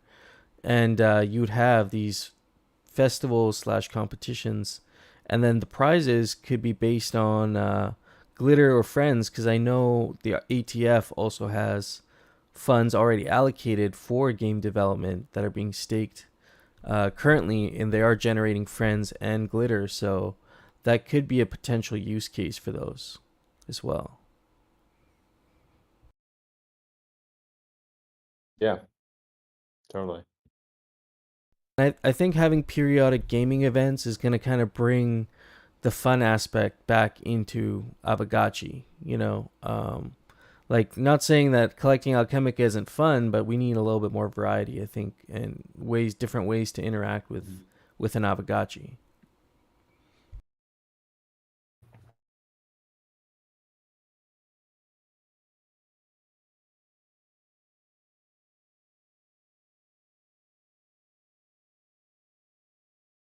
Yeah, so there's 100,000 ghosts. It says on the proposal there, 100,000 ghosts staking right now for. Nice. Yeah, that's gonna be used for the glitter generated and the friends generated could be used for prizes. But the biggest issue I think is the leaderboards being hacked, and like botting of the games would have to be addressed. So they'd have to be somehow kind of sandboxed somewhat, to kind of limit that at least. I don't know if you can squash it completely, but we got Coyote that's gonna, he's a big part of that.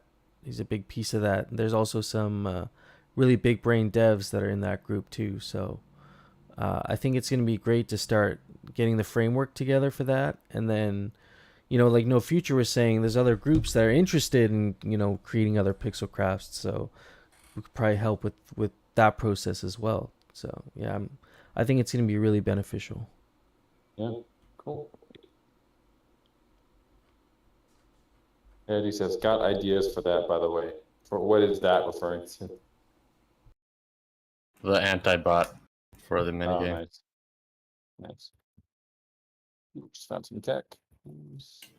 Hey, Hefe, guess what I just finally got done? What's that?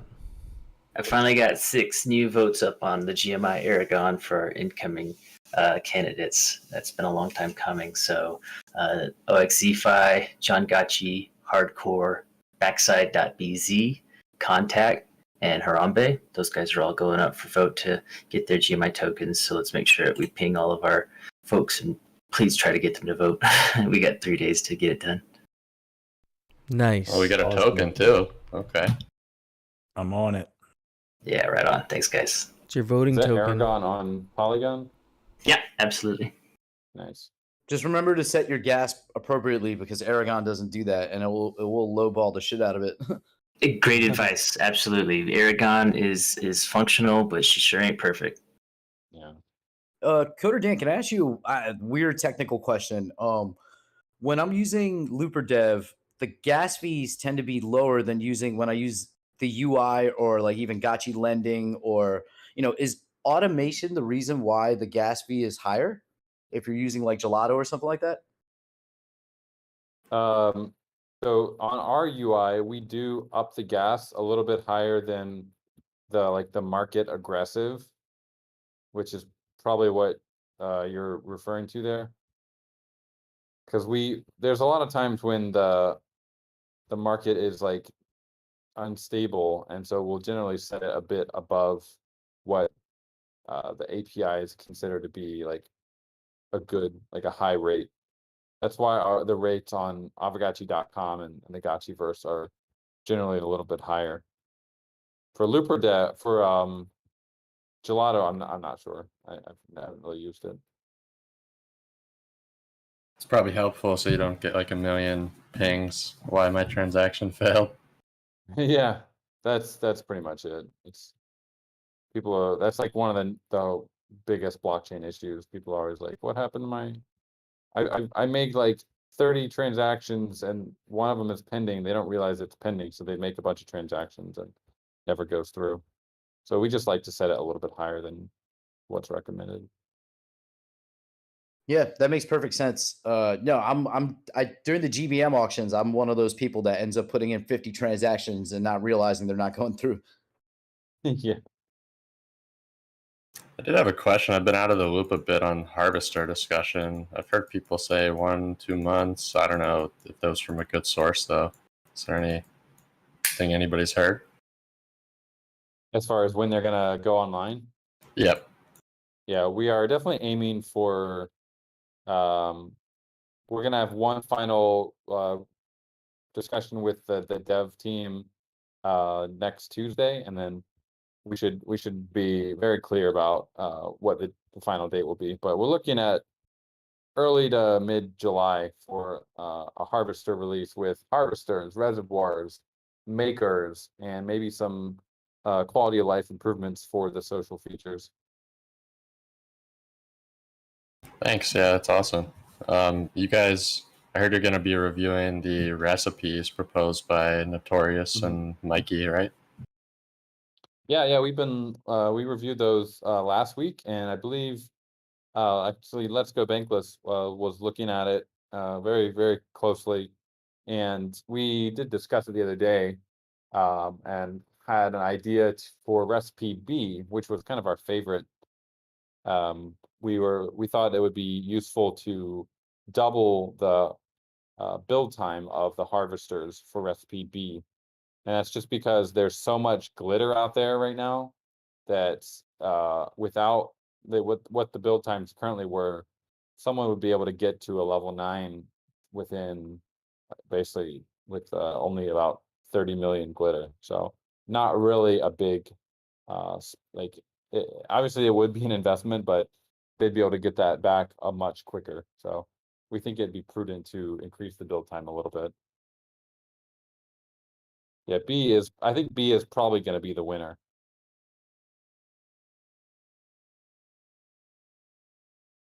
That's interesting. Yeah, I have to go look. I haven't read into them fully, but I was kind of waiting for some conclusion. Yeah. Yeah. Because my plan initially on like most parcels was just spam harvesters, and I have like a bunch of small ones and a couple spacious, but initially I was just gonna throw as many like low to mid tier harvesters out as I could and use Glitter to upgrade them instantly. No makers. Yeah, and I think that will be still there's a what we're trying to aim for is having a lot of different strategies available. I think like that's what if we think about what is the best gameplay, it's about having as many options that are viable as possible.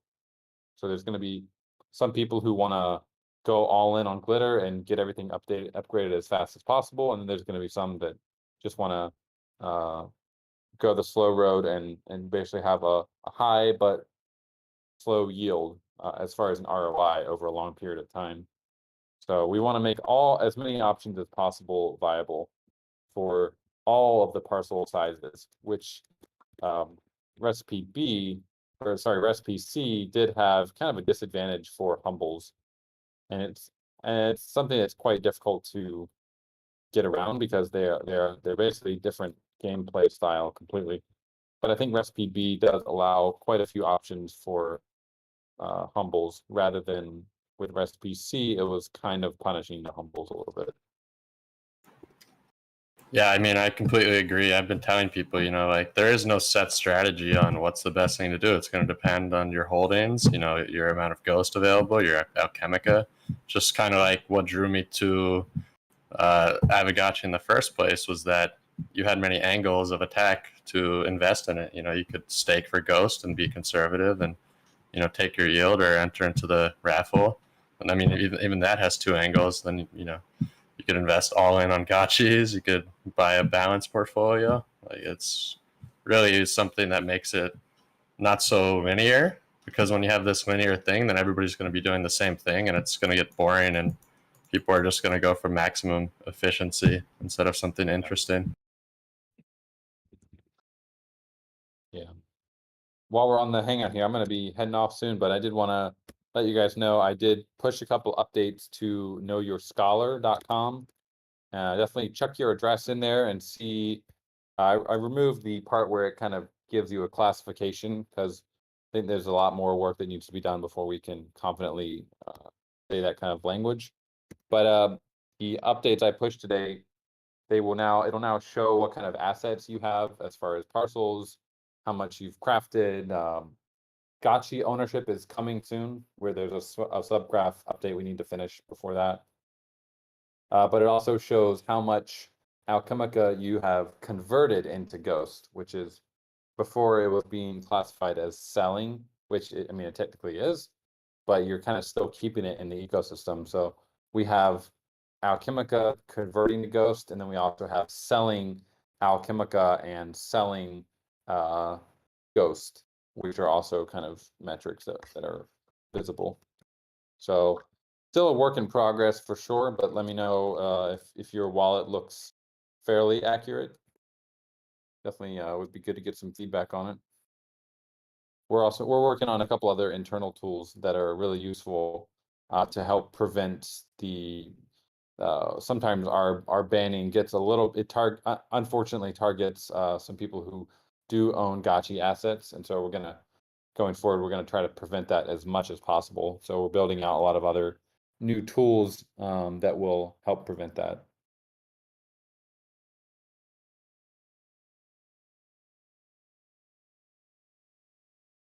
Yeah, very cool. Another thing we'll probably talk about maybe tomorrow, but a good time to kick off the conversation is the glitter versus friends. Should we start thinking about retiring friends and use glitter for tickets going forward?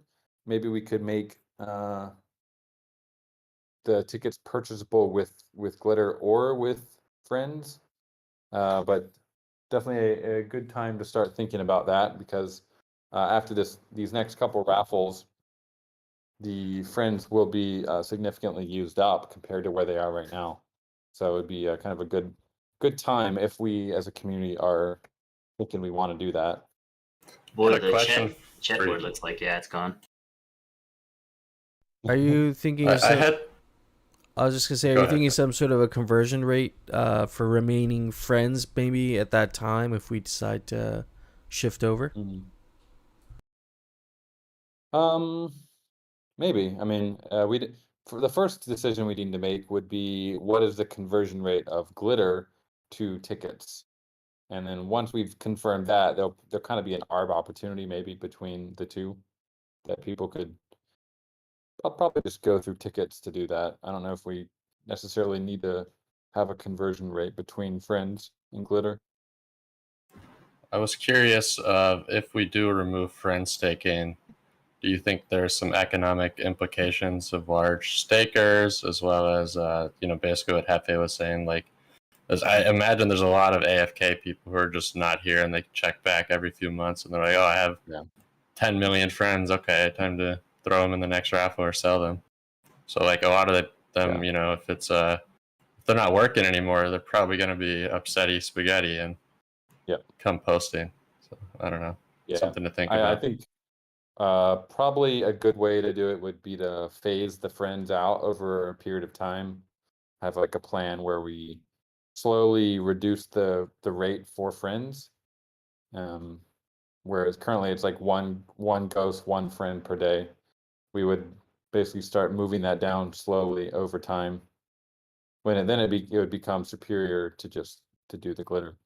But I do think there will be definitely a certain group that just decides maybe they don't want a single stake for friends. They want, and maybe not, they're not comfortable with WAP Ghost. So there might be some exit. That would be one thing to consider for sure. Yeah, that was my overall worry.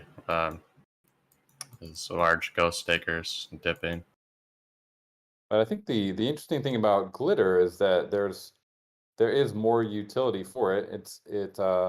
If we use it also currently for the Alchemica speeding up, and then we also use it for friends, that would mean glitter is going to be burned even faster than it currently would be, which will be, I mean, it'll be nicer than friends by itself, which is basically every day there's more friends created, and when there's no raffle, there's really nothing burning those friends. Do we know if the Gachi Vault is in any of the glitter pools? Like, I know that they don't really work.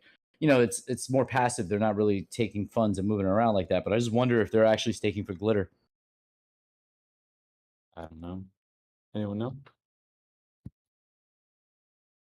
Also, you basically just said like glitter rocket go boom like with this little alpha that you just dropped.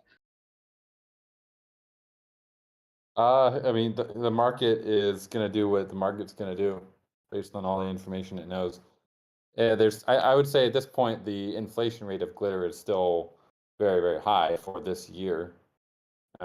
So if there's more glitter coming on compared to that amount being burned, then you'll definitely, it'll do what it's going to do. But definitely not a bad thing to have more utility, more burning of a token, more use cases. Yeah, I've been really excited for glitter raffles. You can just buy a lot of it. I think that's part of the appeal, is that one ghost goes a far way. It's also the value of it. Like me and Hefe were talking about on District 420 yesterday. It's like, the understanding that each glitter is literally a block of time on the Polygon network. So like that's valuable. Like maybe right now, because there's so much of it, being printed out at the moment, but it is a limited supply. So it's like that time is always going to have value. So just like, like me personally, I'm just like stacking it and then restaking it. Like, just let's keep printing more and more. But, I see friends out here making 238 glitter a block, and I'm like, God damn, like I gotta step up my game a bit. Yeah, it's I think 2.2 seconds per block still. I'm not sure. Yeah, it varies. Yeah, someone did a quick calculation on District 420 last night. I think it was Zombie Shepherd maybe, but I was like 100 ghosts worth of glitter is about, I think the number I got like it was over 3.5 million glitter you could get for 100 ghosts, and that translated to about 2,420 hours of blockchain time approximately. which actually worked out to be about 100 days or like over 3 months. So that's that's a lot of value for your money if that's how it works out. Yeah, and you added 420 in there too. Yeah. It works out though. I mean, like the day that glitter went live for upgrades, like to speed it up, I spent 1.5 million glitter like very quickly when I started upgrading to level 4 because it's I think like 600,000 glitter to upgrade, but then you also don't have to wait 8 or 10 days, whatever it is. So it's like such a huge improvement when you're trying to build. So I actually have a question then. With harvesters and reservoirs, we're going to be able to use glitter to speed it up, but we also have the maker that we can build to speed it up. Is it like which will be the more advantageous route? Because I figure the glitter is probably going to be astronomical, the amount that you need, so that the maker might actually be a viable option. But is it going to be you'll be able to do both ways, right? Yeah, but it's going to depend on glitter price, right? Like if glitter just moons out the ass, then it's going to probably change the strategies a lot. Yeah, there'll probably be a time and place for each. Yeah, because the ultra upgrades get pretty pricey glitter wise once you start getting 3, level 4, level 5. I'm figuring reservoirs are going to be more glitter intensive. Same thing with harvesters, but who knows? I mean, Coder Dan knows, but not me. Yeah, the build times will be part of what we are confirming as a community with the harvester proposal that Mikey and Notorious have been working on. I was running the numbers. It was about to get level 9 with the current recipe B. I believe it was 32 million blocks of glitter, something in that range. It was the build time was total like 755 days. I think that might have been. I don't know how accurate that was. So I might be talking on my ass here, but it was a pretty high number for sure. So it's just like if you want to insta build a level 9, you'll need definitely millions of glitter to do that. Yeah, I think you run the risk of. I mean, there is huge inflation right now for it, but I could see a period of time when everybody's doing these initial harvesters, and when the lodges come out, like you might be buying it at a way higher price, and the strategy will change. Yeah, the maker might be more attractive. One thing I'm a little worried about, if we start using, so say that glitter actually does go up to like a fairly high price. If we're also using it for friends, we're basically the price per friend, or well, not per friend, but per ticket would be denominated in glitter. So the tickets would also be basically going up in price.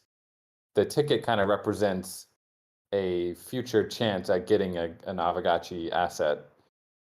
So what that would basically be saying is we probably have fewer tickets minted for the raffles, just because each ticket costs a little bit more. So I don't see that as an issue. Yeah, it seems like a good problem, I guess. Yeah, I agree with that. Unless you get in late, better stake up.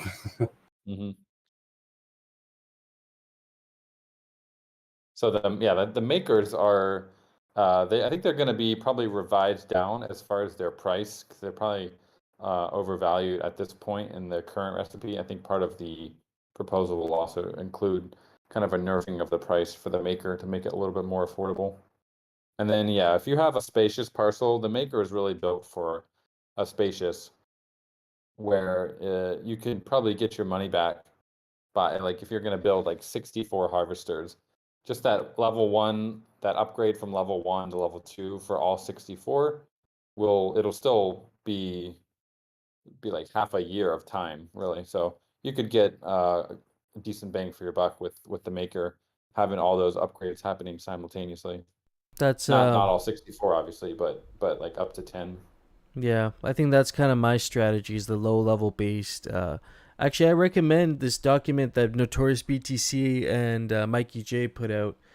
There's 3 archetypes now, 4 archetypes in there. Definitely worth looking at that and seeing what play style might appeal to you more.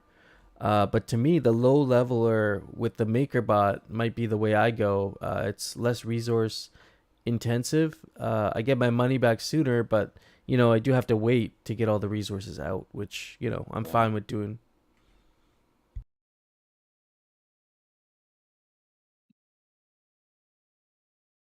It'll be interesting to see all the different strategies that come out.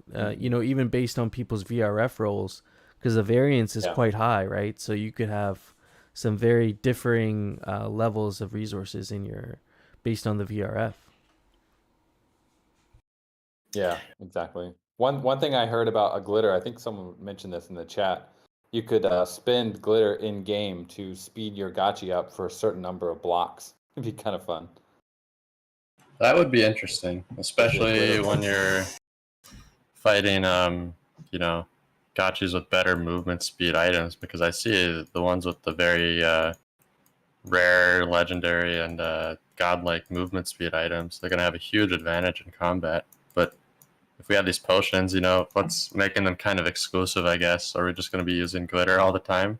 It's not a bad thing, but just something to consider. I would keep pumping glitter into move speed for sure. Mm-hmm. Yeah, especially in combat. That's a good little quick question before you go, Dan. With the potions, when they do get implemented, do you see these being more purchasable with glitter or more craftable with Alchemica?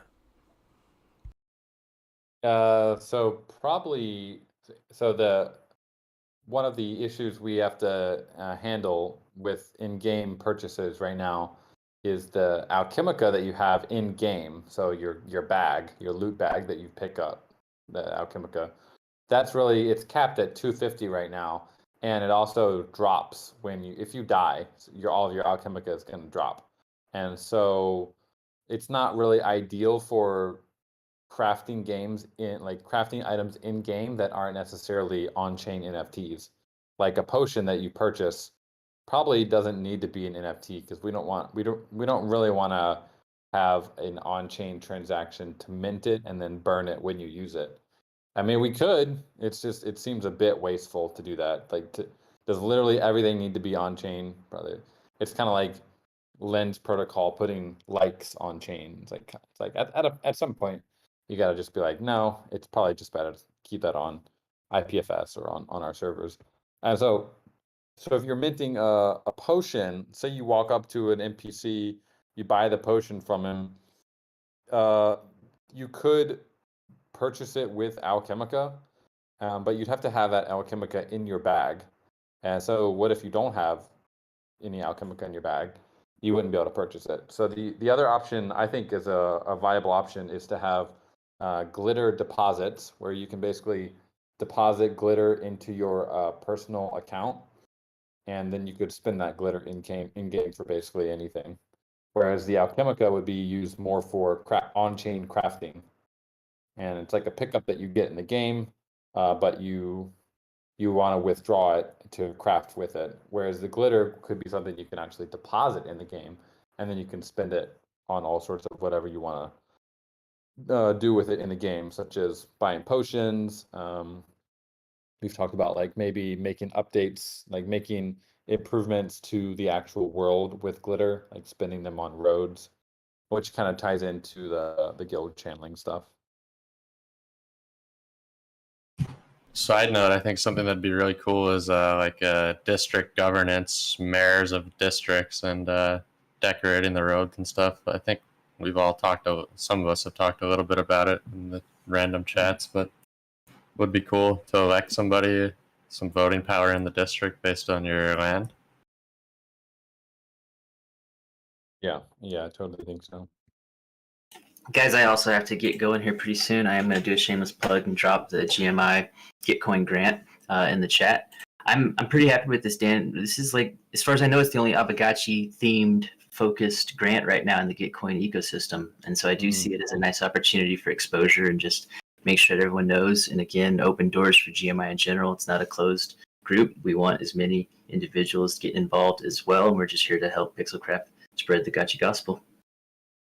Yeah, definitely. I will. When's round 14 end? This one's going to wrap up June 23rd, so we got plenty of time. We were ready this time. Cool. Do they take ghosts? Be sweet if they did, but probably not. Not yet, but that's a good angle we can start working. They are at least starting to do some of their burden load on Polygon, so they're closer to us than before. Cool. Yeah, I'll definitely go and fund that. Guys, I had fun doing the show earlier. Everyone have a good day. Enjoy your weekend. Yep, I'm gonna sign off here too, friends. Have a good Sunday. Take care, everybody. Saturday. Yep. Thanks, I got everybody. Harambe.lens, by the way, somehow. So follow it. See I you haven't guys got you tomorrow already. for the raffle reveal party. Later. Bye. Deuces.